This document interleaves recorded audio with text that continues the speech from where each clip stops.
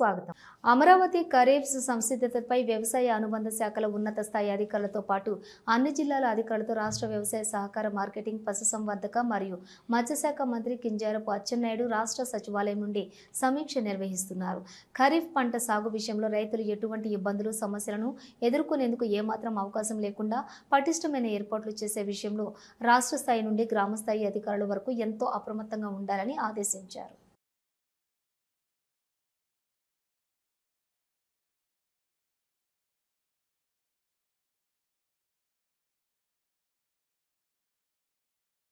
వచ్చే నెల 21న ప్రధాని విశాఖ రానున్న నేపథ్యంలో భద్రతా ఏర్పాట్లపై అధికారులకు పలు సూచనలు చేశారు. హోంమంత్రి యోగా డేకు జనం భారీగా రానున్న నేపథ్యంలో తీసుకోవాల్సిన జాగ్రత్తలు తదితర అంశాలపై క్షేత్రస్థాయి పరిశీలన చేశారు. ప్రధాని పర్యటనలో అధికారులు సమన్వయంతో సమర్థవంతంగా పనిచేయాలని హోంమంత్రి అధికారులను ఆదేశించారు.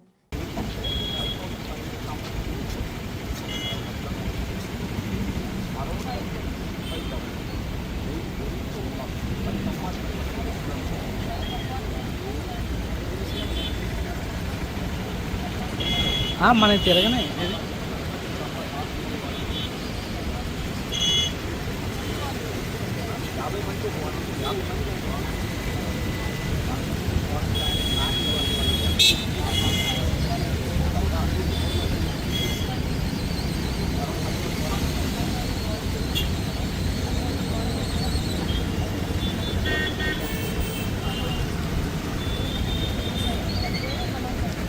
ఉగ్రవాదాన్ని సమూలంగా నిర్మూలించడమే నరేంద్ర మోదీ నాయకత్వంలోని కేంద్ర ప్రభుత్వం యొక్క లక్ష్యంగా పనిచేస్తోందని కేంద్ర హోంశాఖ సహాయ మంత్రి బండి సంజయ్ కుమార్ తెలిపారు.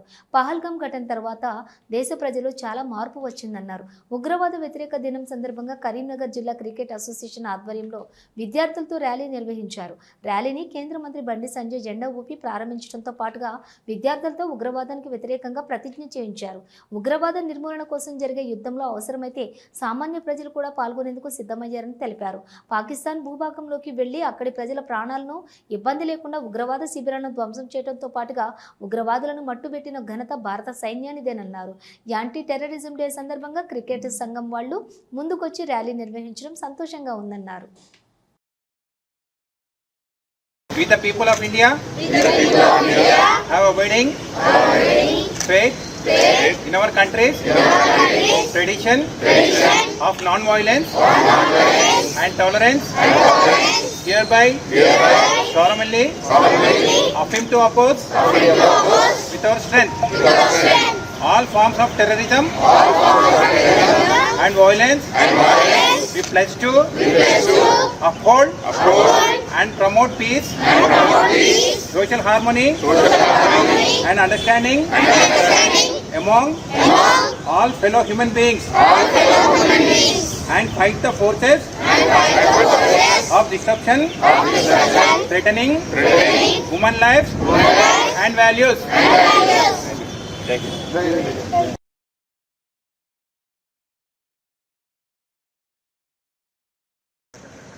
भारत माता की जय। भारत माता की जय। भारत माता की जय। भारत माता की యాంటీ టెర్రరిజం డే సందర్భంగా కరీంనగర్ డిస్ట్రిక్ట్ క్రికెట్ అసోసియేషన్ ఆధ్వర్యంలో ఈరోజు ఈ కార్యక్రమాన్ని ఏర్పాటు చేయడం చాలా సంతోషం.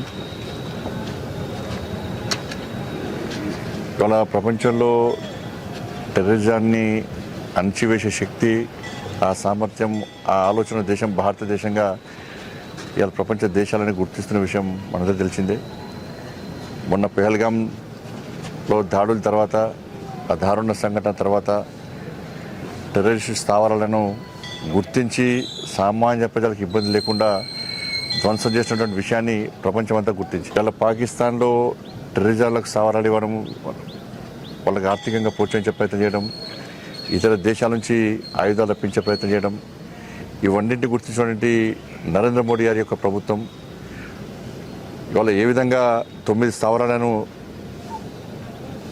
మనం ధ్వంసం చేయడం జరిగింది. దాదాపు 100 మంది ఉగ్రవాదులను, కఠినాధికమైన ఉగ్రవాదులను మట్టుబెట్టడం జరిగింది. మేడ్చల్ జిల్లా మేడిపల్లిలో అక్రమ నిర్మాణాలను హైడ్రా కూల్చివేసింది. మేడిపల్లి ఆర్ఏఆర్ కాలనీ నుండి హైదరాబాద్ వరంగల్ నేషనల్ హైవేకు వెళ్లే లింక్ రోడ్డును ఆక్రమించి నిర్మాణాలు చేపట్టిన సే స్కూల్ యాజమాన్యం హైడ్రాకు కాలనీ వాసుల ఫిర్యాదుతో రంగంలోకి దిగిన హైడ్రా అక్రమ నిర్మాణాలను కూల్చివేసింది.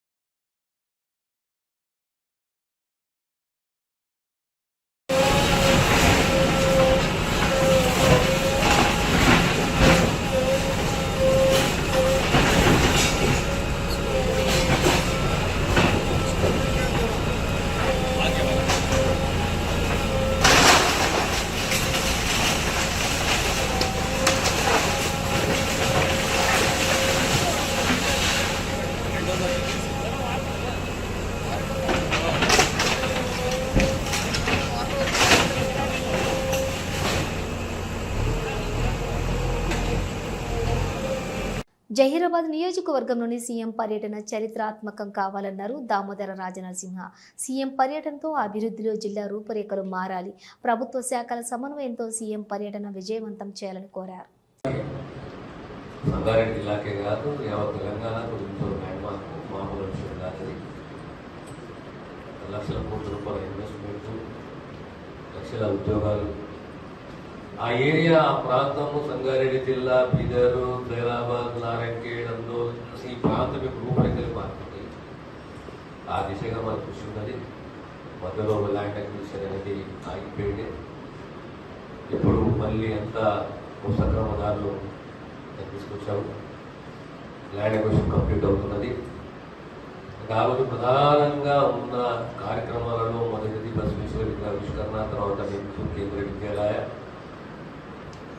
తర్వాత ఈ మహిళలకు సంబంధించి ఒక పెట్రోల్ పంప్ ల్యాండ్ అలొకేషన్ అనేది ఉంది. ఇక్కడ మీకందరూ కూడా బాధ్యతలు. Inauguration point, and from statue inauguration point to Kendriya Vidyalaya, and after completion of inauguration at Kendriya Vidyalaya, sir will be reaching the public meeting venue. And at the public meeting venue, first it will be inauguration of the plaques of different development programs, followed by stalls, and followed by meeting. Barricading, helipad. గత 17 నెలలుగా పాలన చేతకాక కాంగ్రెస్ ప్రభుత్వం ప్రజల దృష్టిని మళ్లించే నాటకాలు ఆడుతోంది. కమిషన్లు తప్ప ప్రభుత్వానికి మరో దారి కనిపించట్లేదు. పాలన కనిపించడం లేదని బీఆర్ఎస్ వర్కింగ్ ప్రెసిడెంట్ కేటీఆర్ అన్నారు. బుధవారం ఆయన నల్గొండలో మీడియాతో మాట్లాడారు. కేటీఆర్ మాట్లాడుతూ డైరెక్ట్గా కాంట్రాక్టర్లు సచివాలయంలో ధర్నా చేయడం వాస్తవ పరిస్థితిని స్పష్టం చేస్తోంది. కాంగ్రెస్ ఎమ్మెల్యేలు మంత్రులే కమిషన్లు లేనిదే పనులు జరగటం లేదు అని స్వయంగా సాక్ష్యంగా చెబుతున్నారు. ఈ రాష్ట్రంలోని కమిషన్ల పాలన నడుస్తోంది, ప్రజల పాలన కాదు. సీఎం రేవంత్ రెడ్డిని అడుగుతున్న ఎస్ఎల్బీసీ టన్నెల్ కూలింది, 8 మంది ప్రాణాలు కోల్పోయారు. అక్కడ సహాయక చర్యలు చేపట్టే తెలివి కూడా లేకపోయింది. మీ కమిషన్ల ఆరాటంతో మృతదేహాలను వెలికి తీయడానికి సైతం సాహసం చేయలేకపోయారు. అక్కడ ఏం జరిగిందో ఇప్పటికీ చెప్పలేని దద్దమ్మ ప్రభుత్వం ఇది. నల్గొండలోని సుంకిశాల ప్రాజెక్టు కూలింది, ఇప్పటికీ ప్రభుత్వం స్పందించలేదు. కాంగ్రెస్ బీజేపీ కలిసి నాటకాలు ఆడుతున్నాయి. ప్రజల సమస్యలపై కాకుండా పచ్చి నాటకంపై దృష్టి, కాళేశ్వరం ప్రాజెక్టుపై కుట్రలు చేస్తూ రాష్ట్ర అభివృద్ధిని బలిగొంటున్నారు. ఇప్పటికైనా న్యాయం ధర్మం గెలుస్తాయి. నిజాయితీ అనేది ఎప్పటికీ ఓడిపోదు. మీరు ప్రకటించిన 6 గ్యారెంటీలను అమలు చేయలేని చేతకాని ప్రభుత్వం ఇది. తులం బంగారం ఏమైంది? 4,000 రూపాయల పింఛను ఏమయ్యాయి? మీరెంత నోటీసులు ఇచ్చినా అవి దూది పింజల్లా ఎగిరిపోతాయి. మీవి అన్ని చెల్లర్ల ప్రయత్నాలు మాత్రమే. ప్రజలు మిమ్మల్ని తిరస్కరించనున్నారు. రేవంత్ రెడ్డికి బుద్ధి చెప్పే రోజులు త్వరలోనే వస్తాయి. ప్రజలు తిరుగుబడే రోజులు కూడా వచ్చాయని మండిపడ్డారు. ఈరోజు ఒక వివాహ శుభకార్యానికి హాజరు కావడానికి ఇక్కడికి వచ్చిన నల్లగొండ బిడ్డల తరపున, నల్లగొండ రైతుల తరపున అడుగుతా ఉన్నా. ఎస్ఎల్బీసీ టనల్ కూలి 8 మంది చచ్చిపోయి 3 నెలలు అవుతా ఉంది. రేపటితో 3 నెలలు నిండుతుంది. ఇంకో ప్రభుత్వంలో సమర్థుడైన ముఖ్యమంత్రి ఉంటే మంగళగ్రహం నుంచి కూడా ఈ పాటికే తిరిగి మనుషులు అక్కడికి ఎక్కువపోయి ఉంటే ఆడికెళ్ళి తెచ్చేటోళ్ళు. సమర్థవంతమైన ప్రభుత్వం ఉంటే చేసే పని గది.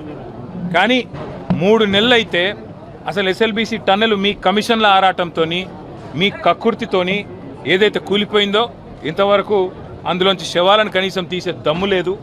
కనీసం ఆ పనుల విషయంలో ఏం జరిగిందో చెప్పే పరిస్థితి లేదు. మొవ్వ మండలం చిన్నముత్తేవి గ్రామంలో గత సంవత్సరం కాలంలో కోతుల బెడద బాగా పెరిగి ప్రజానికాన్ని తీవ్ర ఇబ్బందులకు గురి చేస్తున్నాయి. ముఖ్యంగా మహిళలు, చిన్నారులు, వికలాంగుల, వృద్ధులు చాలా ఇబ్బంది పడుతున్నారు. కోతులు ఇళ్లలోకి ప్రవేశించి అన్ని వస్తువులను చిందరవందర చేస్తున్నాయి. కొందరు వ్యక్తులపై గోళ్లతో గీయటం జరిగింది. కావున తక్షణమే స్పందించి పంచాయతీ అధికారులు కోతుల బెడద నివారణకు చర్యలు తీసుకోవాలని కోరుతూ గ్రామ ప్రజానికం మంగళవారం పెద్ద ఎత్తున నిరసన తెలియజేసి సచివాలయంలో గ్రామస్తులు సంతకాలతో కూడినటువంటి వినతి పత్రం ఇవ్వడం జరిగినది. ఈ కార్యక్రమంలోని గ్రామస్తులు మాదాసు నాగులు, కె మల్లిక, ఎన్ వెంకటేశ్వరమ్మ, వి రంగమ్మ, పి సుబ్బలక్ష్మి, వి మణి, కుమారి, నాగేశ్వరమ్మ, శ్రీలక్ష్మి, కోటేశ్వరమ్మ, జయలక్ష్మి, బసవశంకర్రావు, సాంబశివరావు, మురళి, సూర్యనారాయణ, కోటేశ్వరరావు, బాలకృష్ణ, వీర వసంతరావు, వెంకటేశ్వరరావు, రాముడు, నాగ, నాంచారయ్య, వీరబాబు, సాయి, శివరామకృష్ణ తదితరులు పాల్గొన్నారు. ఈ కార్యక్రమంలో సిపిఎం మండల కార్యదర్శి శీలం నారాయణరావు, పార్టీ నాయకులు చిగురుపల్లి సుబ్రహ్మణ్యం పాల్గొని మద్దతు తెలియజేశారు. చిమ్ముతే గ్రామాల కోత సమస్య పరిష్కరించాలి. కౌలుదారు కార్డులు ఇవ్వాలి. రైతు సంతకాలు అక్కడ కౌలుదారు కార్డులు ఇవ్వాలి.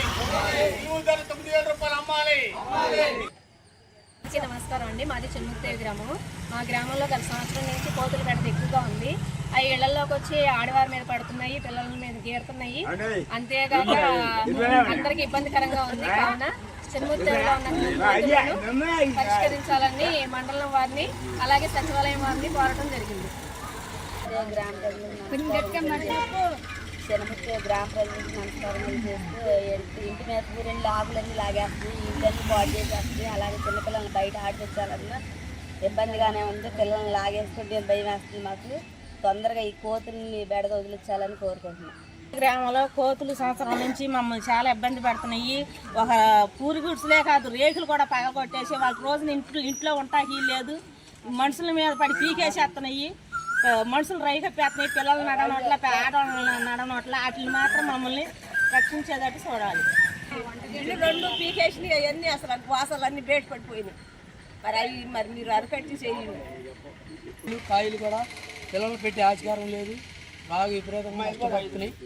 అది వంట చేసి పెట్టుకునే కొండలు వాటి గురించి మంచి చర్య తీసుకుని ప్రతి సముద్ర గ్రామానికి కాపాడాలండి. ఏ పడితే ఇచ్చుకుని బయటకు ఎత్తుకుని వెళ్ళిపోతున్నాయి, చెట్ల మీదకి ఎత్తుకుపోతున్నాయి, కింద బాగా చేస్తున్నాయి, బాగా ఇబ్బంది పెడుతున్నాయి. వాటికి మరి చర్య తీసుకుని చేయాలి. చెట్లు సరుకులు తెచ్చుకున్నా ఎత్తుకెళ్ళిపోతున్నాయి, తలుపులు తీసుకుంటా ఏ కిటికీలో దూరం చేసి పాడు చేసేస్తున్నాయి అన్ని.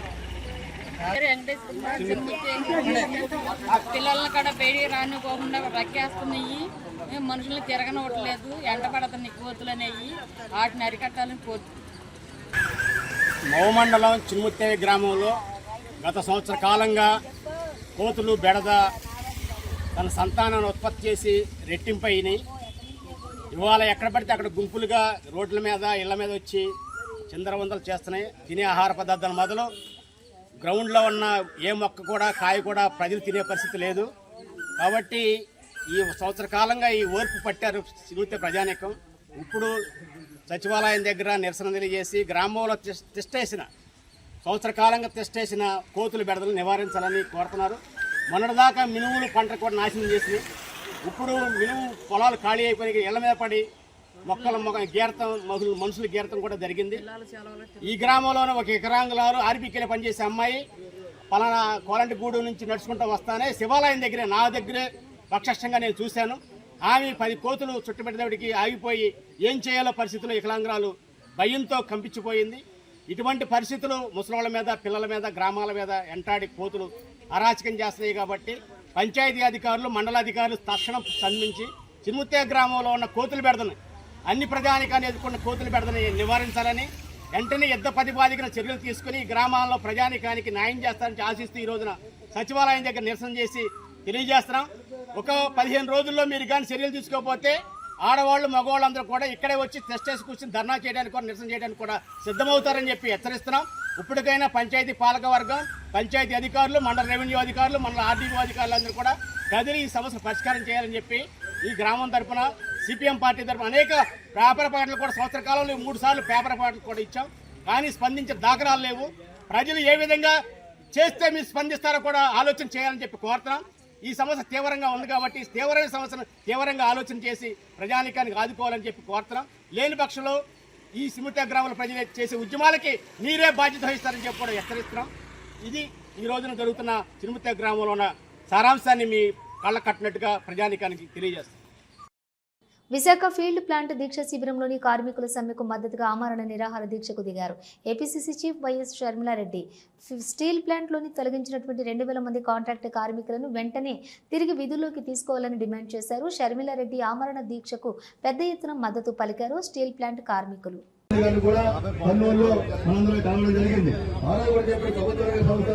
విశాఖపట్నం స్టీల్ ప్లాంట్ పరిస్థితుల్లో ప్రైవేట్ మనకు కార్యమో మీతో పాటు ఉంటామని చెప్పి మాట కూడా చెప్పడం జరిగింది. రాహుల్ గాంధీ గారు ఇదే వేదిక మీదకి హుజూర్ టైం వచ్చినప్పుడు కూడా ఆ రోజు ఇక్కడ మీటింగ్ ఏర్పాటు చేశాం. చనిపోయిన వాళ్ళు కూడా గారు కాంగ్రెస్ పార్టీ మన పోరాట శిబిరానికి తలవారి కేసానికి ఉత్తర్వులు ఆపుకొని తర్వాత ఒక్కనొక్కరిని తొలగించడం మొదలుపెట్టారు. ఇప్పుడు 4000 మంది కాంట్రాక్ట్ కార్మికులను తొలగించారు. తొలగించడానికి నిరసనగా పోరాటం జరుగుతుంది. ఓళ్ళని పెట్టించేదాకా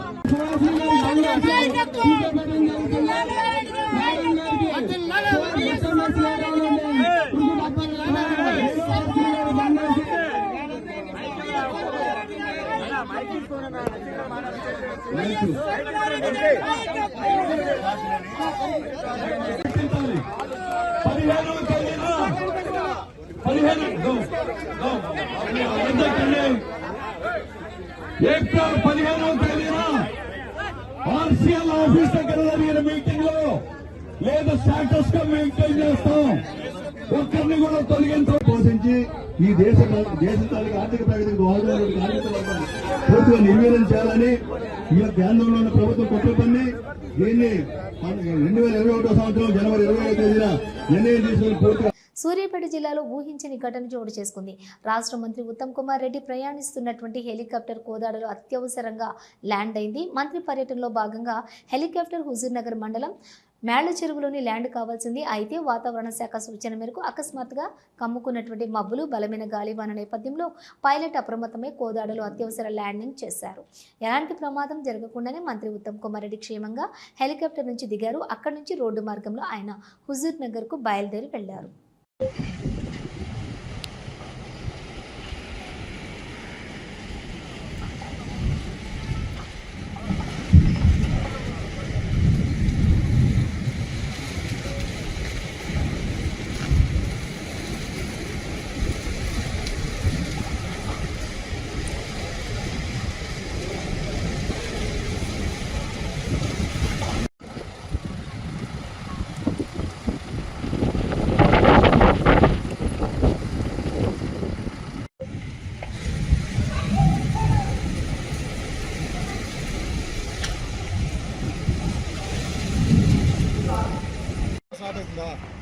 గాలిదం వస్తుందా? ఇంతకుముందు దిగిన హాఫ్ అన్ అవర్ దిగిన ఆయన దిగింది సార్. త్వరలోనే టీటీడీ ఉద్యోగులకు ప్రమోషన్లు కల్పించనున్నట్లు టీటీడీ ఈవో శ్యామలారావు తెలిపారు. రూల్ ఆఫ్ రిజర్వేషన్పై కొన్ని లీగల్ సమస్యలు వచ్చాయని, అందుకే ప్రమోషన్లు నిలిచిపోయాయని తెలిపారు. ఈ అంశాన్ని ప్రభుత్వం దృష్టికి తీసుకువెళ్లామని, ప్రభుత్వం స్పష్టత ఇవ్వగానే అందరికీ ప్రమోషన్లు ఇస్తామని ప్రకటించారు. టీటీడీలోని అన్యమతస్థులను తీసుకోవడానికి వీల్లేదని టీటీడీ ఈవో శ్యామలారావు స్పష్టం చేశారు. తిరుమల కొండపై పచ్చిదనం పెంపునకు 4 కోట్లు, టీటీడీ ఉప ఆలయాల సమగ్ర అభివృద్ధికి కమిటీ, ఆకాశగంగా పాప వినాశనం మార్గాల్లో సౌకర్యాల కల్పన, స్వీమ్స్ ఆసుపత్రిలోని 597 పోస్టుల భర్తీకి ఆమోదం, ఒంటిమిట్ట ఆలయంలోని నిత్య అన్నదానంకు తగిన చర్యలు చేపడుతున్నట్లు తెలిపారు. ఈ నిర్ణయం ఈ ఫండ్ని ఫేజ్ వైజ్ మానిటరింగ్ చేసుకుంటూ ఇంప్లిమెంటేషన్, ఇది 3 సంవత్సరాల్లో దీన్ని విడుదల చేయాలని నిర్ణయించడం జరిగింది. అలాగే తిరుచానూరు పద్మావతి అమ్మవారి ఆలయం, అమరావతి వెంకటేశ్వర స్వామి ఆలయం, నారాయణవనం కళ్యాణ వెంకటేశ్వర స్వామి ఆలయం,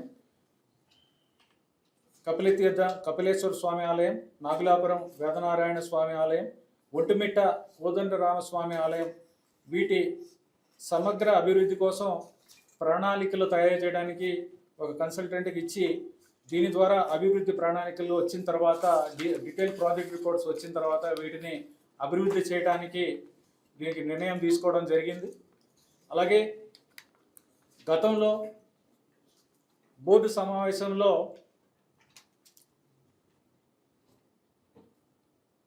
ఈ విశ్రాంత భవనాలు ఏవైతే ఉన్నాయో, ఈ కాటేజెస్, గెస్ట్ హౌసెస్, వీటికి వేరే వేరే కంపెనీల పేర్లు ఉన్నాయి. ఈ కంపెనీల పేర్లు ఉండకూడదు. ఈ ప్రాంతం యొక్క పవిత్రతని ప్రతిబింబించేలా ఉండాలి, ఆధ్యాత్మికతని ఇది రిఫ్లెక్ట్ చేయాలనే ఉద్దేశంతో ఒక నిర్ణయం తీసుకోవడం జరిగింది. వీటిలో 75 పేర్లను కూడా టీటీడీ ఎంపిక చేయడం జరిగింది. శ్రీశైలం క్షేత్రంలోని పోలీసులు అత్యుత్సాహం ప్రదర్శిస్తున్నారు. వసతి గృహాల స్లిప్పులు ఉన్నా వెళ్లనివ్వకుండా అడ్డుకుంటున్నారు పోలీసులు. రికమెండేషన్ ఉన్న వారిని దర్జాగా పంపిస్తున్నారు పోలీసులు. కళ్యాణ కట్టకు వెళ్లి వస్తున్నామని చెప్పినప్పటికీ వినకుండా భక్తులతో దురుసుగా ప్రవర్తించింది పోలీస్ యంత్రాంగం. నల్గొండ జిల్లా మిర్యాలగూడలోని ఈఎస్ఐ డిస్పెన్సరీ నందు మందులు అందుబాటులో లేక రోగులు ఇబ్బందులు పడుతున్నారంటూ ధర్నాకు దిగిన కార్మికులు.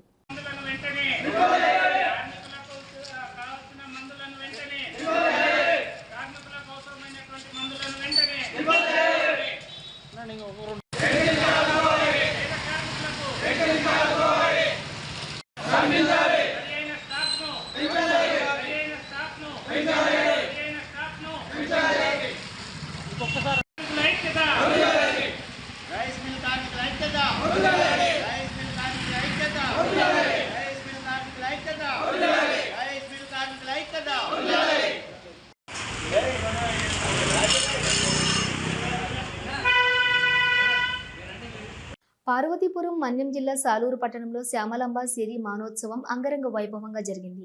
రాష్ట్ర గిరిజన సంక్షేమ శాఖ మంత్రి సంధ్యారాణి రథం లాగి ఉత్సవాన్ని ప్రారంభించారు. అమ్మవారి ప్రతిరూపంగా ధనుంజయరావు సిరిమానును అధిరోహించారు.